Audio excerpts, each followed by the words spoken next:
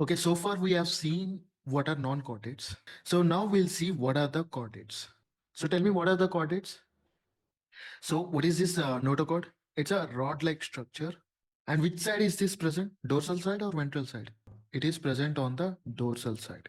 And it is extending from the anterior to the posterior. So rod-like structure present on the dorsal side, which is extending from anterior to the posterior region. We call it as the notochord. Okay, and this notochord, it is mesodermal origin. That means it is formed from the mesoderm. So presence of this notochord at any point in life, we call it as the chordates. Okay, so if you see the entire animal kingdom, so they are classified into two types, chordates and non-chordates. That is based on the presence or absence of the notochord. If the animals do have the notochord, they are chordates. It could be at any stage. It is present only in the embryo. It could be absent in the young stage, or it could be present throughout the life. Okay, but still at some point the notochord should present. Okay, so see animals that possess a notochord at some stage of their lifetime. So those are called as chordates. And those animals which do not have the notochords, they are called as the non-chordates. Is that clear? So let's see these chordates animals. So what are the phylum Chordata? It includes all the animals which possess a notochord at least at one stage in their life. It could be in the only in the embryonic stage, or it could be throughout the life. Okay. And what is these features of chordates? First, the main feature for the chordates is presence of notochord. So they should have this notochord. It could be retained throughout the life, or it could be replaced by the vertebral column. See, whatever this notochord is there, in some organisms, it will retain lifelong. And in some organisms, it is replaced by the vertebral column. What is vertebral column? Nothing but our backbone, which protects the spine. Okay, it could be replaced by the vertebral column, and notochord is only present in the embryonic stage. In the adult stage, vertebral column is present. Understood? And apart from that, they also have this paid pharyngeal gill slits. Okay, so see here, the organisms will have paid pharyngeal gill slits and post anal tail in the embryonic stage. So presence of paid pharyngeal gill slits. So what is the use of this pharyngeal gill slits? What is the use? We have seen in the fishes and amphibians, it will be helpful for gaseous exchange. If you take the primitive chordates, in the fishes and amphibians, it acts like a gaseous exchange. In the primitive chordates, that means the lower chordates, it will be helpful for filtration of the food particles from water. Filtration of food particles from water.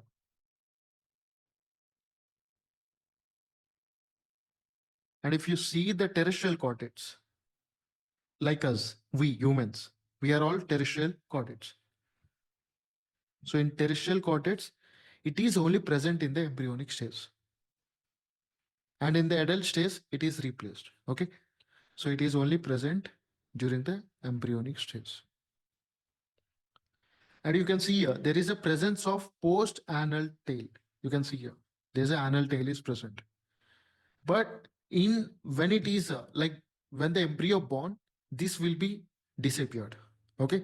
So presence of post-anal tail and lost in many chordates when they are matured.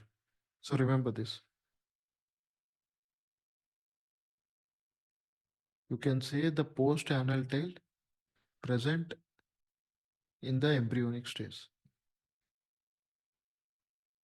and lost when they mature in some chordates. You can say not only in few, but many of the chordates.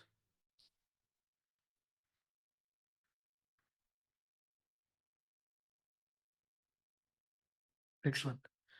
So we have a central nervous system, right? So the central nervous system consists of brain and spinal cord. So there's a central nervous system is present. And if you see here, the brain and spinal cord, it is present on the dorsal side. Okay. So remember this, it is present on dorsal side and it is mostly hollow and single. We don't have any double nerve cords here. We have only single nerve cord. So it's a single. Remember this. So next one. What are the other features of the chordates? They are present on the terrestrial. They are also present on the water, like marine and freshwater. They are also amphibious. That means they present both on the land as well as in water. Okay. And coming to symmetry, it's a bilateral symmetry. And germ layer organization, all these organisms are triploblastic. And they are coelomates. Coelom is present. And what is the coelom? It's the cavity present between the elementary canal and body wall. Remember this. Between elementary canal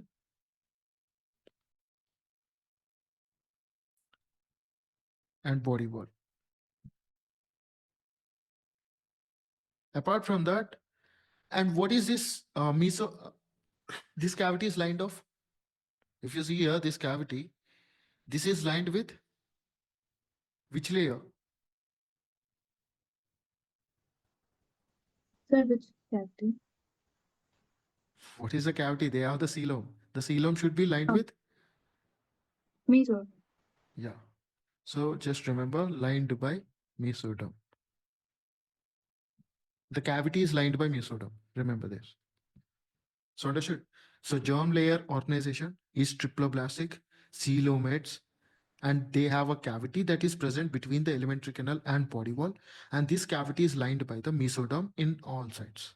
Okay, you can see here there's a different cavities. On the ventral side, we have the thoracic cavity and abdominopelvic cavity. Thoracic cavity is further divided into pleural cavity where lungs are present, and pericardial cavity where heart is present. And we have a diaphragm which is separating the thoracic cavity and abdominopelvic cavity.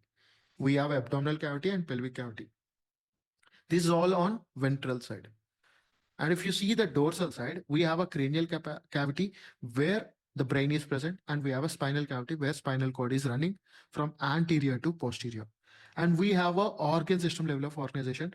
We have skeletal system, muscular system, respiratory system, digestive, nervous, circulatory system.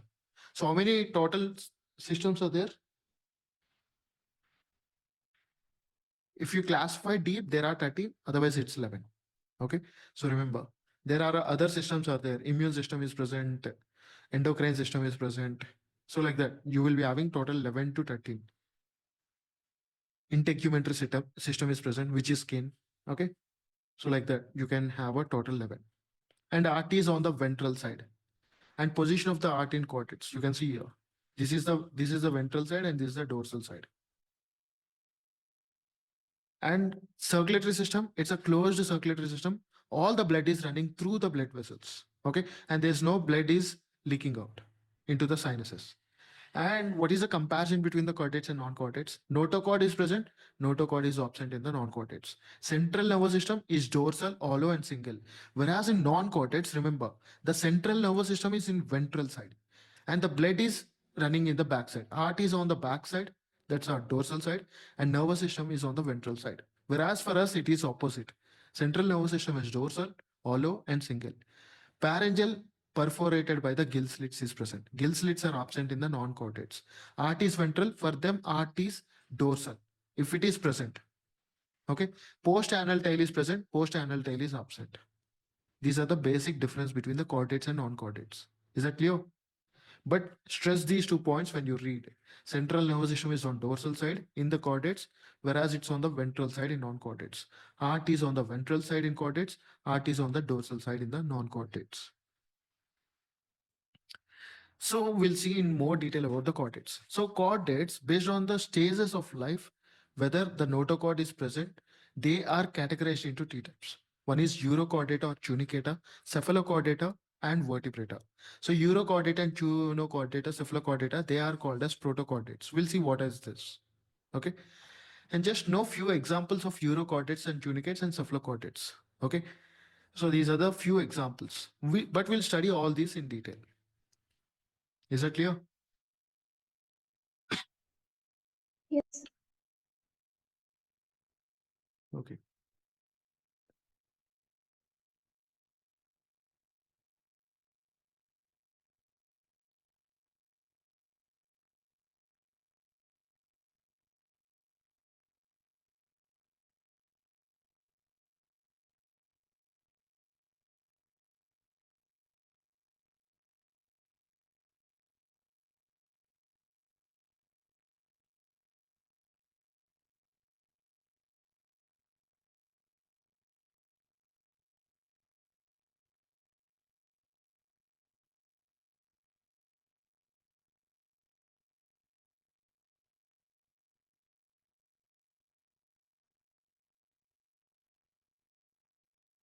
Okay, so we'll see the classes in the chordates. So let's see about the amphibia and reptiles. Okay, so if you see the vertebrates, they are fishes, amphibians, reptiles, mammals, and humans. So let's see what is this subphylum. Okay, subphylum is Urochordata or Tunicata. So this Urochordata or Tunicata, they exist in the marine life. Okay, and here the notochord is present only in the larva tail. Okay, remember this. So notochord is present only in larva tail. Whereas in cephalochordates, they are also marine habitat. This notochord extends from head to tail and it is present throughout the lifetime. And in vertebrates, which are the terrestrial or aquatic, present in the larva stage and replaced by the vertebral column in the adult stage. Or you can say it is present in the embryonic stage and it will be replaced by the vertebral column in adult stage. Okay, you can say that. You can say in the embryonic stage. So let's see what are the characteristics feature. I told you about the heart. Heart is in which side? Dorsal or ventral? Mental. Yeah. So there's a ventral muscular heart. 1 second, guys.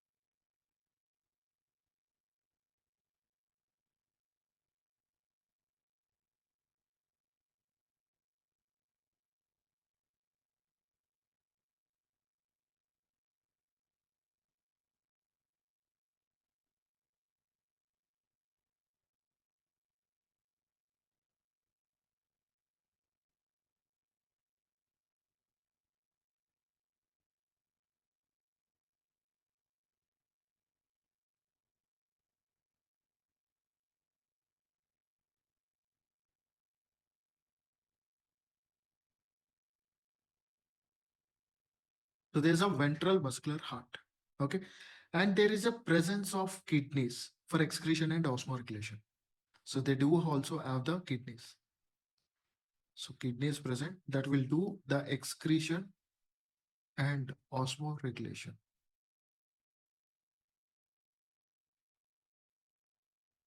So you can see here, coming to the heart circulatory system, they have the two-chambered heart, three-chambered heart, and four-chambered heart.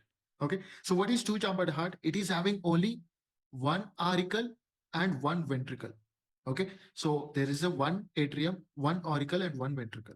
And if you see the three-chambered heart, they have the two auricles but single ventricle.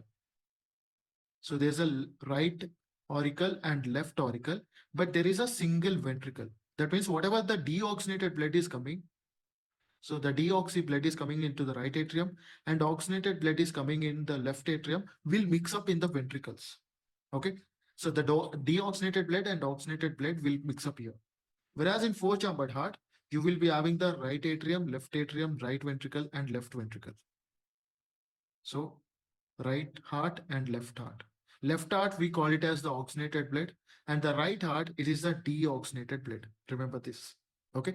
So two-chambered, it's only one auricle and one ventricle. Three-chambered, if it is a left and right auricles and one ventricle. And four-chambered heart, there's a right and left atrium and ventricles. Okay. So where do you see the two-chambered heart? You will be seeing in the fishes. And three-chambered heart, reptiles and amphibians. In the year, you take the exception, the crocodile. Crocodile is the only one which is four-chambered heart. And the four-chambered heart, birds and mammals. Okay. Even the crocodile is a reptile, but still it is having the four-chambered heart. This is the exception. Okay. So crocodile is an exception. Remember this. Sir, means crocodile has four-chambered heart, right? Yes. Hmm. They have a four-chambered heart.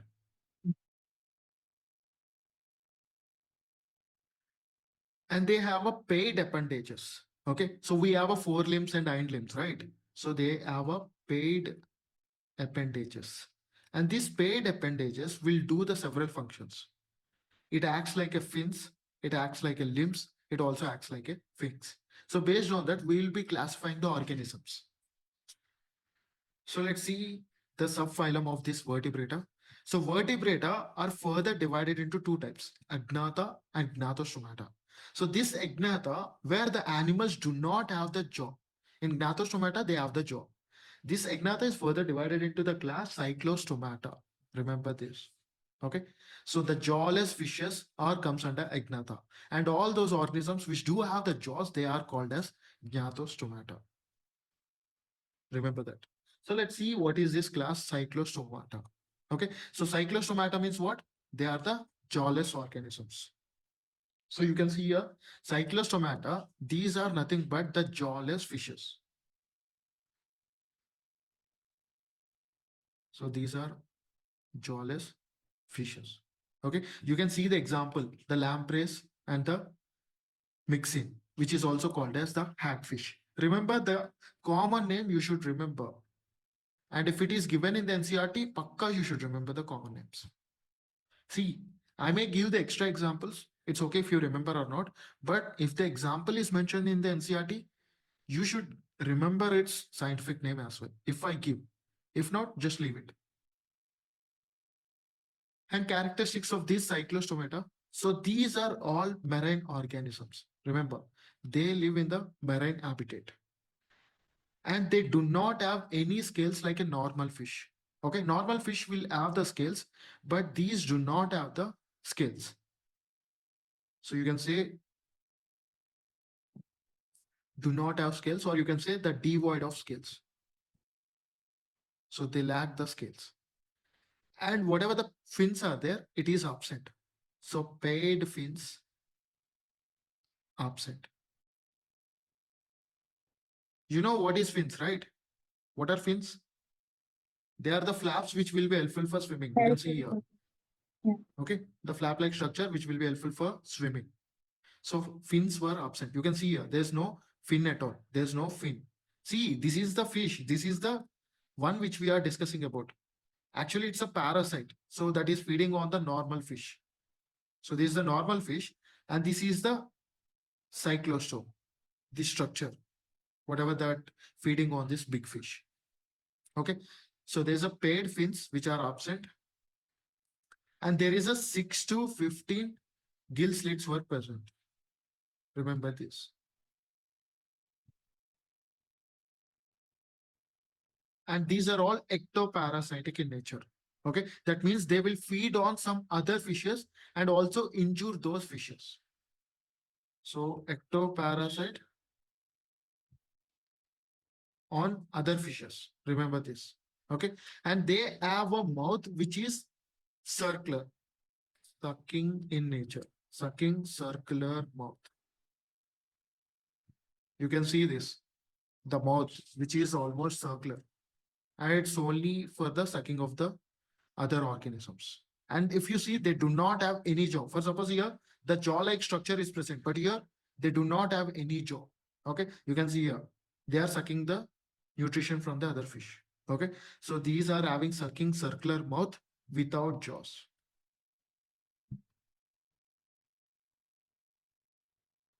Okay, and remember this mouth, they will attach onto the surface of the other organisms and they will suck the blood.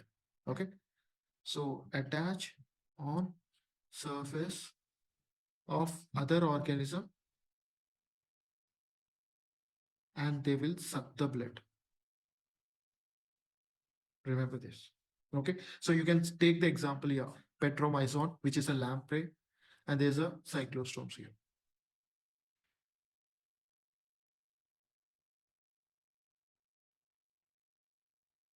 So let's see next one. So they have a closed circulatory system is present. Okay, and here the blood leaves the heart through the closed circuit. Okay, so there is a no leaking of the blood from the heart or the from the blood vessels. So there is no fluid is flowing into the sinuses. You remember this. Okay, so closed circulatory system.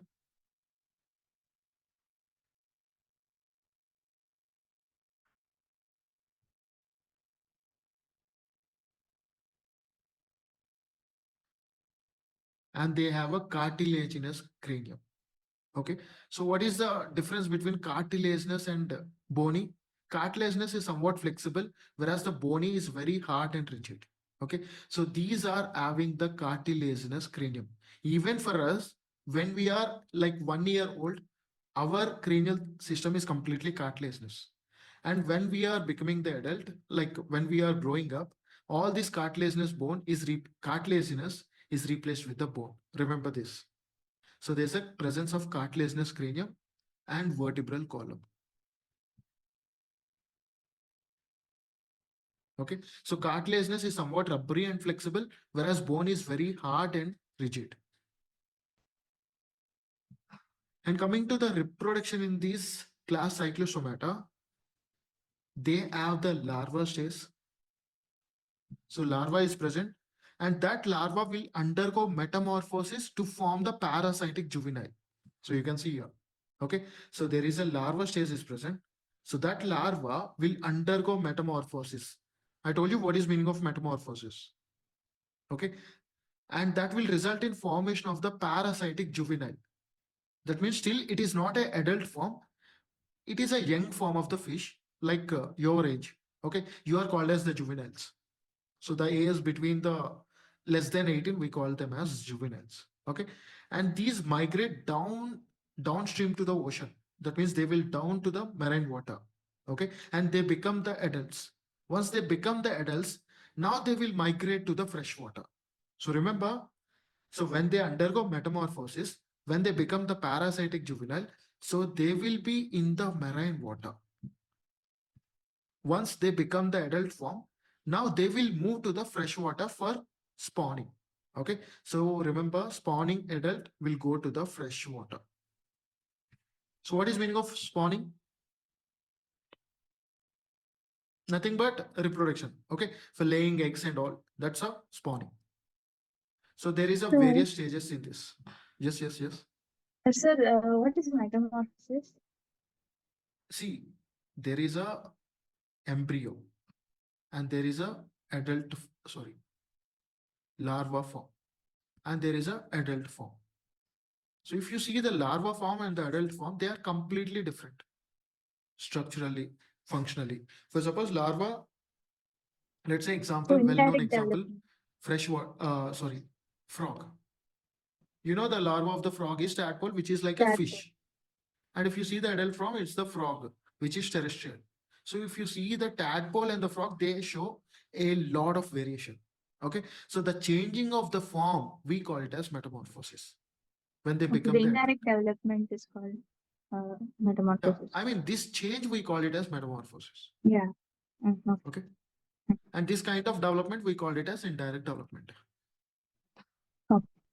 So that's about the cyclostomata, which are the jawless animals or jawless fish. And coming to the gnatostomata, what are gnatostomata? These are jawed animals. They have the jaw. Remember this. Okay.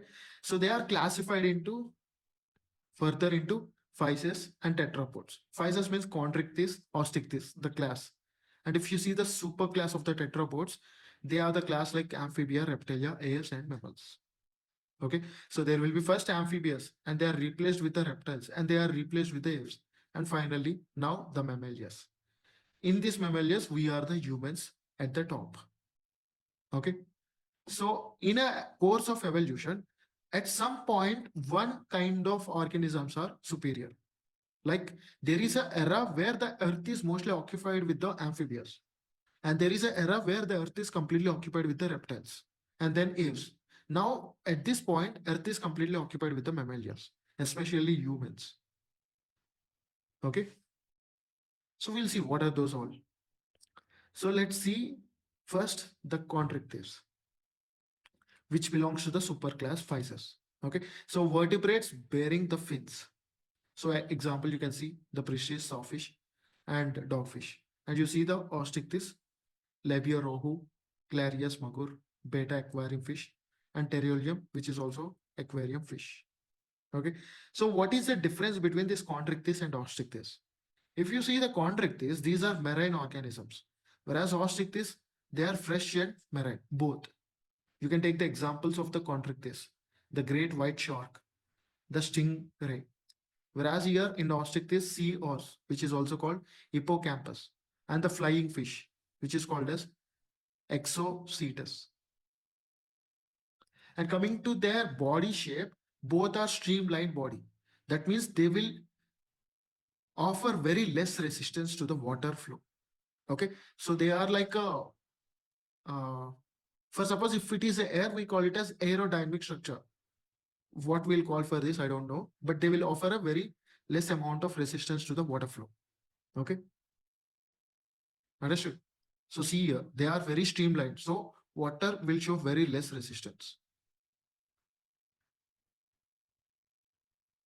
Whereas here, the water will show a lot of resistance. Okay, but both the chondrichthyes and ostrichthyes are streamlined body. So this is I am showing example. It doesn't mean chondrichthyes are non-streamlined body. This is like a what is the non-streamlined body? I'm showing it. So next one, position of the mouth. In the chondrichthyes, it is on the ventral side. You can see here, it is on the lower side, ventral side. Whereas in the ostrichthyes, it will be at the end, terminal side. Okay, so that's another variation you can observe. Coming to endoskeleton, mostly these organisms are cartilaginous. Okay, so what are these organisms? The left side. What do we call this? Left side are? Chondrichthyes. Yeah, chondrichthyes. Whereas on the right side, ostrichthyes. So you guys are not writing anything. Write something when you listen to the class, otherwise it feels so boring, especially this topic, which is completely raw subject, where you need to memorize nothing. It's not so interesting. Just a matter of facts and figures. So next one, gills and operculum. So you usually seen in the freshwater fishes. Okay. So gill slits are separated with the without operculum. You can see here, there's no operculum. There is no outer covering here. But here operculum is present. There is a covering. So 4 pair of gills covered by the operculum. Next one, scales. So tough skin with a placoid scales are present, which are tiny and tough. Okay. So what are these placoid scales? So teeth are modified placoid scales that are directed backwards. They have a powerful jaw and a predaceous animals. That means they feed on the other organisms. Okay. Whereas here, skin covered with a tenoid cycloid scales, which are smooth edged, overlapping with a comb-like edge. Whereas here, placoid scales, which are tiny and tough. So remember, if you see here, they are very tiny and tough, whereas here it is very smooth. That's the difference. So it will be helpful for cutting, holding the prey, okay, all those things. And next one, air bladder is not present in these organisms. Okay, so as there is no air bladder, if they don't swim, they will sink in the water. But here the air bladder is present, so they can float and they can hold their position in the water. They will not sink. They can hold their position. And coming to the heart, both will be having the two chambered heart, but one is one auricle and one ventricle. And both are poikothermic, that means cold-blooded animals. I told you about the cold-blooded animals. What are they? Which cannot regulate their body temperature. So whatever the atmospheric temperature is there, they will get that temperature. Okay. So if the surrounding temperature is -°C, their internal temperature will go to very less temperature. If the atmospheric temperature is high, their temperature will increase. So they cannot regulate. First, suppose you take the humans, if you go to the -°C, still our body temperature remains at 36.5. If you go to the at the hot desert, which is a very at a hot summer, which is more than 50°C, still you able to maintain your body temperature at 36.5. So we are warm-blooded animals who can also maintain the temperature. So we regulate our body temperature. If our body temperature will go more than 2 or decrease less than 2°C, it will be very, very pathetic to us. Okay. So remember, we always mention our body temperature 36.5. We can regulate that, but these organisms cannot regulate like that. And they have a reproduction. So most of them are viviparous. That means they directly give birth to the young ones, and the fertilization is inside. So inside their body, and sexes are separate. So male and female, and there is a male pelvic fins bear the claspers. You can see here; these are called as the claspers. So they act like a penis during the sex. Okay, they will be releasing the semen into the female cloaca. So it is almost resembles like a penis in humans. And in this, these are oviparous. That means they lay eggs. Fertilization will be external. That means the eggs are released and the sperms were released into the water. And sexes are separate. You can see here. And development is direct. There will be no absence of larva stage.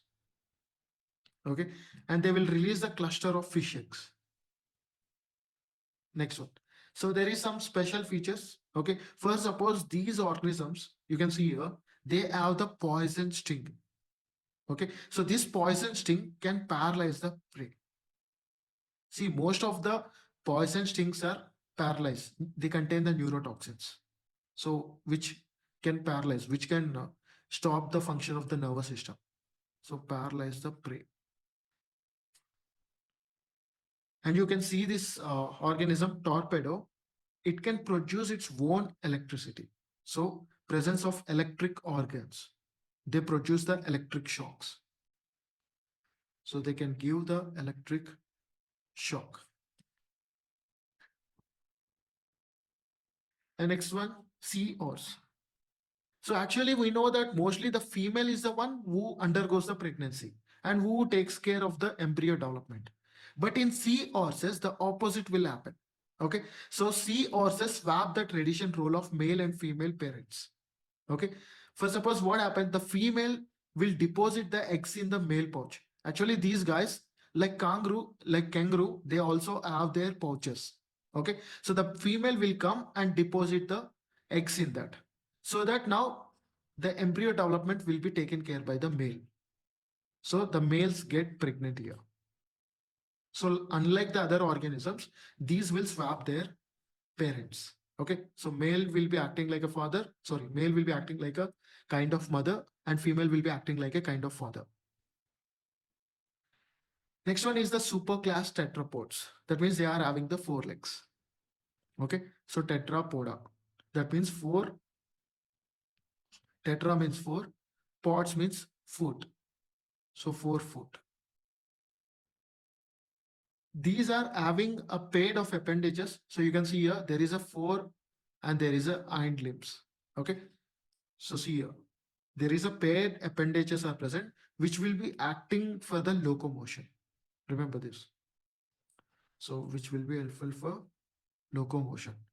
But there are exceptions also. That means some organisms do not have the limbs at all.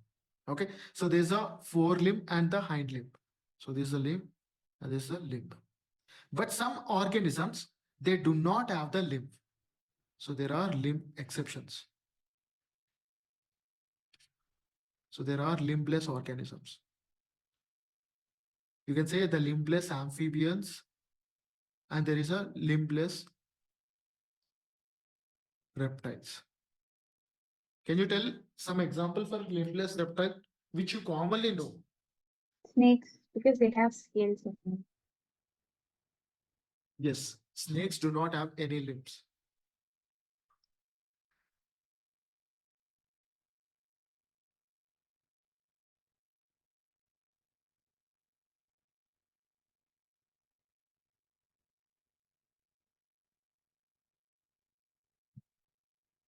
So you can take the snakes are the limbless reptiles. And coming to the limbless amphibians, you can take the example caecilians.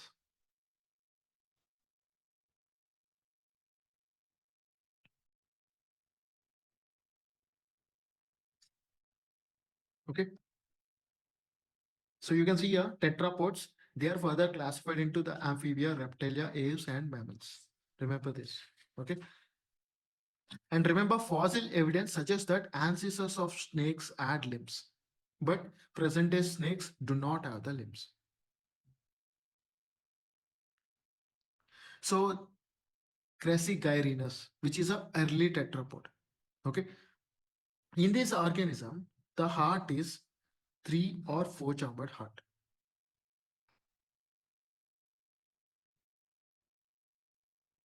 And there's an exchange of gases takes place through the lungs. Okay, so exchange of gases happens through lungs, and in some organisms they can breathe through the skin. Okay, so it can also happen through skin. In some organisms it's through the buccopharyngeal cavity, and in some it is gills. Especially these gills are seen in the larva stage, because the gills are seen in the fishes, but these are not fishes, right? So it's a larval stage. You can take the frog as example. Development, direct as well as or indirect development is seen.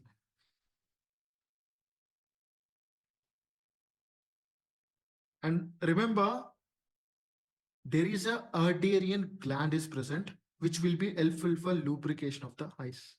So remember the word Erdarian gland. You should remember where these glands are present in which organisms. Okay, and what is the use. Mostly you should remember the use of the particular gland. So this Erdarian gland, it is present in some tetrapods. We'll see that when we specifically talk about the tetrapod, we'll see, which will be act like a lubricant for the eyes. Or we have a tear glands, they have these Erdarian glands. And remember the study of amphibians and reptiles, we call it as herpetology. Remember this. It is for amphibians and reptiles. Understood? So let's see the class amphibia. Okay. So why do we call the amphibia? You know what is the meaning of the amphibia? What is They can live amphibians? both in like water and land. Yeah, amphi means the jewel. Okay, and bios. Okay, bio means bios means life. So they have the dual life, that is both land and water, terrestrial and aquatic. Okay, so these are cold-blooded organisms. Remember this. What's the word we use for cold-blooded organisms? Per kilograms. Yeah, poikilotherms, or you can also call it as ectothermic. Okay, remember this.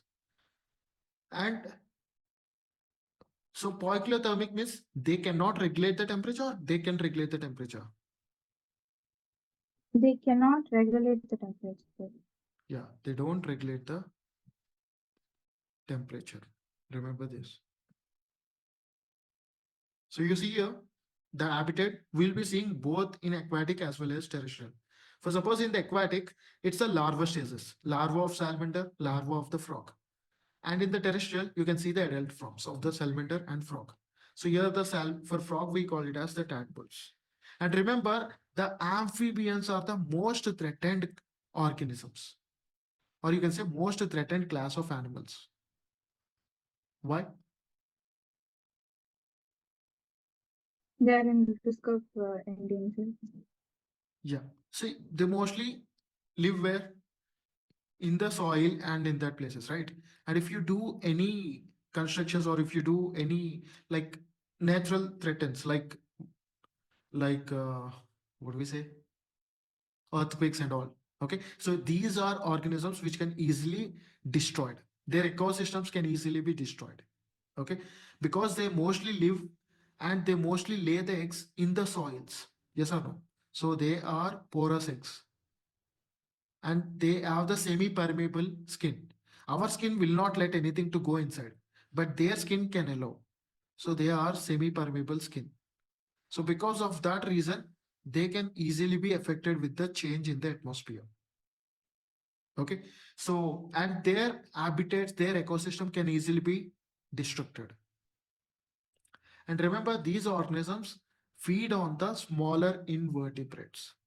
These are vertebrates and they feed on the small invertebrates. And coming to the cranial, this one you should remember. They have a 10 pairs of cranial nerves. How many do we have? No. Hmm? 22? We have a 12 pair of cranial nerves. Okay. Okay, so evolution will take place and 10 will convert into 12. So for now, these organisms are having only 10 pair of cranial nerves. Okay, so coming to the body is divided into the head and the skin. Remember this. And these organisms, they, if you see their outer structure, they do not have any exoskeleton. Okay, so no exoskeleton, or you can say lack exoskeleton. They are they are lacking the exoskeleton. And remember, these organisms, they have the glands which keeps them always moist. Okay, so what is that gland? Can you say? We call them as cutaneous glands. Okay, so cutaneous gland will keep them always moist, the skin, so that they can breathe through the skin. Remember, in order to oxygen dissolve, they should need the skin moist. Okay, then only they can breathe the skin. So breathe dissolved oxygen. Remember this. Not a simple oxygen, it should be dissolved oxygen. And they have a colorful vision, so they can see the things with the color, and they also have the depth of focus with a clear sight.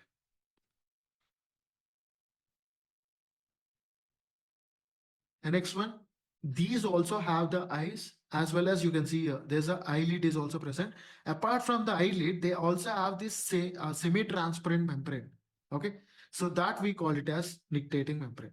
So eyelids are present, and they also have this nictitating membrane.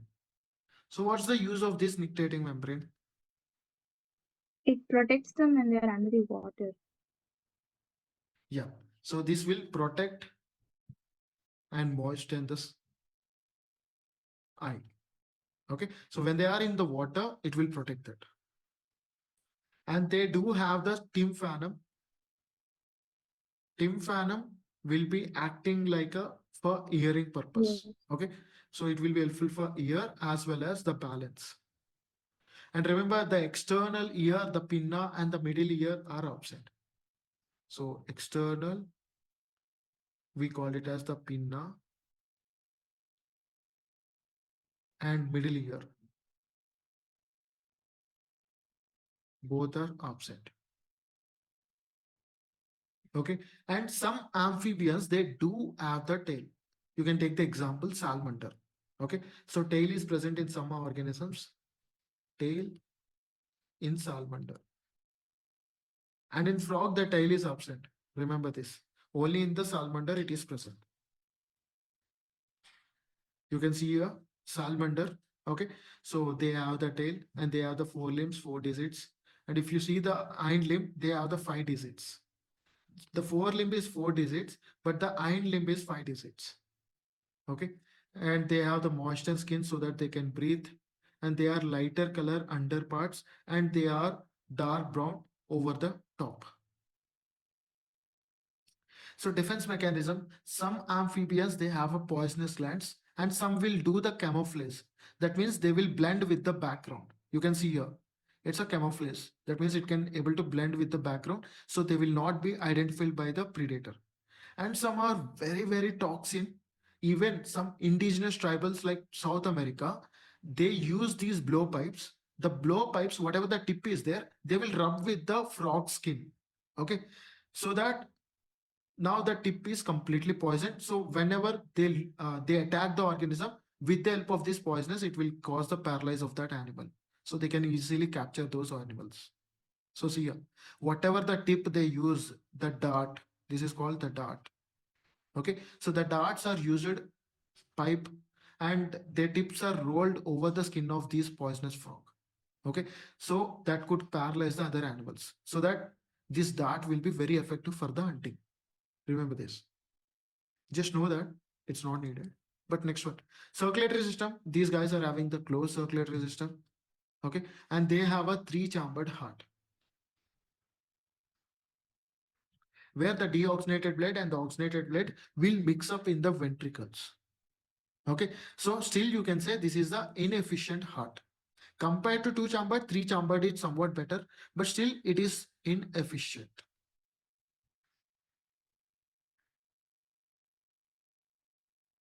And coming to the respiratory system, they show different types of respiratory systems. For suppose you take the amphibians, they have the gills during the larva stage. They have the pulmonary respiration. Okay, so they have this pulmonary respiration. Pulmonary respiration means breathe through lungs. They also have the cutaneous respiration. What is meaning of cutaneous? So they can breathe through their skin, like frogs and all, they breathe through their moist So skin. why do we call it as a cutaneous? Cutaneous is the layer of skin. Right? No. Cutaneous is a It's gland moist. that keeps the moist in the skin. Okay. So it's a gland that secretes the mucus, which will keep their outer layer moist. Okay. So that's a moist skin. And next one, they also have this buccopharyngeal respiration. So these are different types of respiration seen in them. So what is this buccopharyngeal respiration? Bucco means what? Buccal cavity. That means it's a mouth. And pharyngeal, that's a pharynx. So they breathe through help of mouth and pharynx. Okay, so the gaseous exchange happens with the help of mouth cavity and the pharynx. That we call it as the buccopharyngeal respiration. So see here, in the adult frog, you will be seeing the pulmonary, cutaneous, buccopharyngeal, but in the larva stage, you will be seeing the gills. But these are the four different ways the respiration will happen in a frog. Apart from this, there are some additional structures also. Like you can see here, they have these external gills. So whatever the spike-like structures are there, these are called the external gills, addition to the lungs. Example, you can see the Proteus, Necturus, Salamander. And this is the black frog, which do not have the lungs at all. Okay. So these are the lungless frogs, only lungless frogs, which will absorb the skin only with the help of moist skin. So they almost found in the watery area. Okay, so it should keep always the moist. If it is not moist, this organism will die because it doesn't have the other kind of respiration, the pulmonary respiration. And coming to here, they have this cloaca. Okay, so what is this cloaca? This is the organ through which they will send the urine, they will send the fecal matter, and they also release the sperms or gametes. Okay, so which also acts like the reproductive tract. So sperms. For us, the urine and the sperms will be released by the penis and fecal matter will be released by the anus. But for this, all the three will be done by only one. That's one open. So that's called the cloaca. Okay, remember this. So urine we call it as the urinary tract. Fecal matter, we can say the alimentary canal. And the sperms, you can say the reproductive tract. So all will be exited out with the help of one opening. So that we call it as the cloaca. Okay. So it's a common chamber where all the three will be released out. Next one. So the cloaca in Ambystoma maculatum. Okay, that's nothing but the salamander. So you can see here. Okay. So coming to the excretory system. So these amphibians has a mesonephric kidney. What is meaning of mesonephric kidney? So we know there is a outer ectoderm and there is a middle mesoderm and there is a inner endoderm, right? So if you see this mesoderm, in this mesoderm, So there is a specialized middle part is there that we call it as nephrotom, which is the portion in the mesoderm that will be helpful for formation of the kidneys. Okay, so in the mesoderm, there is a specialized area, we call it as nephrotom. So from this nephrotom, the kidneys are formed. So those kidneys which are formed from the nephrotom of the mesoderm, we call it as mesonephric kidney. But these nephrons are not well differentiated. So still they are developing. So they will develop in the next evolution. So they have a urinary bladder as well. Remember this. And remember, what is the frog secretes?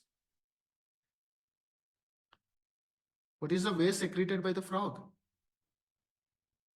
That Urea is or true, right? ammonia So or it's uric acid. At the beginning, I told you, if it is aquatic organisms, what is the excretion? Huh? ammonia, Yeah. If the organisms lies both in the terrestrial and aquatic, urea. urea. Okay. So this organism lives both in water as well as on land. So they secrete the urea. So these organisms are called as ureotelic. Remember this, which will secrete the urea in the okay, which will secrete the excretion in the form of urea. And remember, they have this urinary bladder. Okay, but if you see the frogs or salamanders larva form, what is it? Where does it lie? It's tadpoles will be present inside the water. So if it is So inside the water, what could be they secrete? they ammonia. Yeah. So if you take the larva, it is a aminotelic, which will secrete the ammonia. So remember this thing. Okay. So larva, they exist in the aquatic. So it's a monotelic. Ureotelic, as the adult one, lives both in water as well as in the land. And if it's completely land, it would be uric acid. So we call it as uricotelic. And coming to the reproduction, these organisms, they will reproduce by sexually. Okay. And they also shows the sexual dimorphism. What is meaning of sexual dimorphism? You can differentiate between the male and female. Yeah. Sexes are separate and easily identifiable, easily differentiated. So you can see here. Here I can't differentiate, but they can be differentiated. So next one. And where does the fertilization happens? In the water, Yeah. It's a external fertilization. Remember this. But in salamander and ictopis, the fertilization will happen internal. Remember this. Fertilization is external, but there is an exception.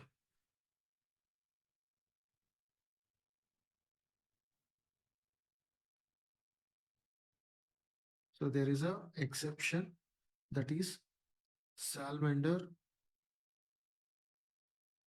Okay, you can say the salamandra and ictophius.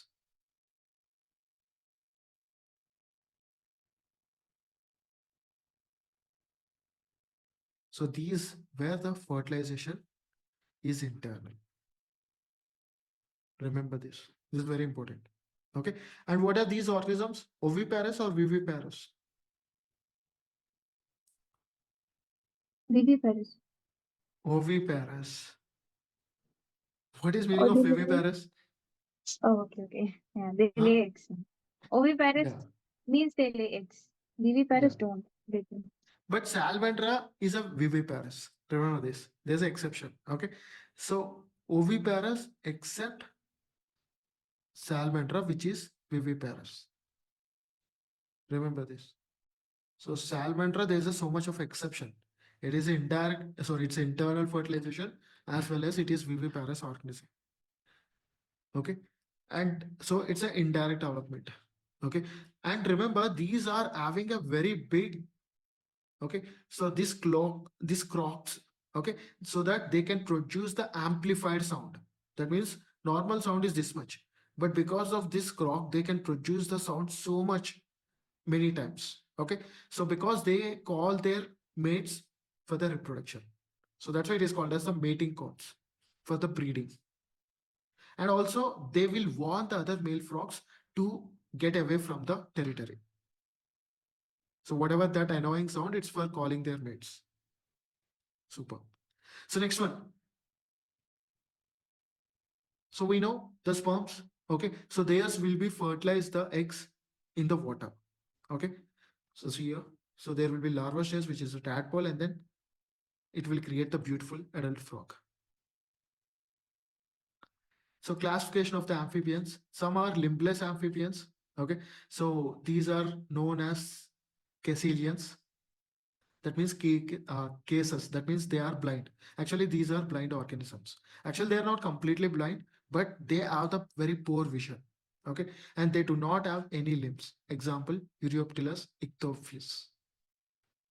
Next one. Some amphibians with tails. Example, mud puppy, mud eel, newt, salamander. And some amphibians are without tails. You can take the rana, which is a Indian bullfrog. There's Isla tree frog, Indian toad, flying frog, midwife toad. Okay. And remember the world's largest amphibian, it's almost 1.8 meters.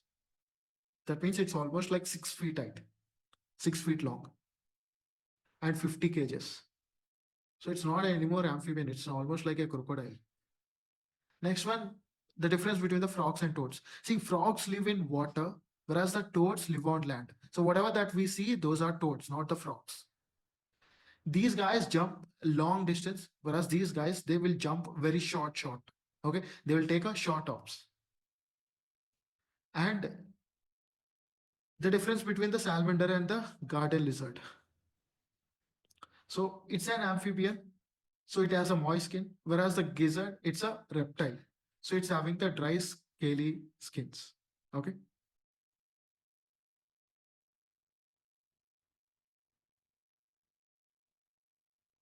So what's the difference between the reptiles and amphibians? So reptiles are tetrapod animals in the class Reptilia.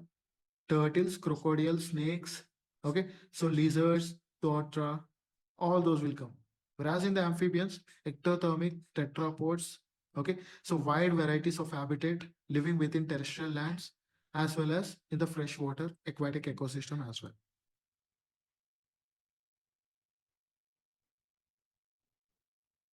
So next one is the reptilia. So we'll do one thing. We'll continue the reptilia tomorrow. Okay. Yes. Okay, I'll be sending here as well as now almost 1 second.